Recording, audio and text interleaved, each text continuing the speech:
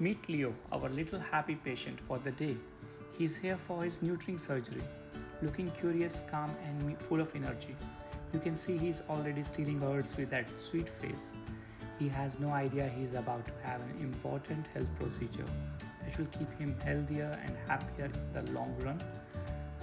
The procedure is quick and safe, and we do it under general anesthesia according to his body weight. We keep Leo comfortable and monitor him closely throughout the surgery, making sure he's stress-free and in good hands.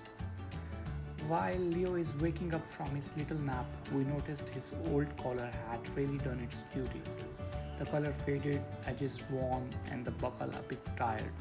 So today we are giving him a fresh start with a brand new soft and sturdy collar. Not only does it look great on him, it's safer and more comfortable for everyday wear.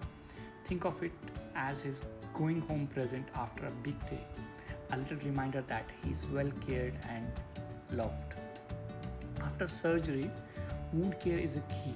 We apply the prescribed powder twice a day for the next week to keep healing in order and prevent infection. Keep the area dry and don't let him lick the wound. An e-collar is perfect for that. Light activity, short walks, no jumping, and no rough play for at least a week.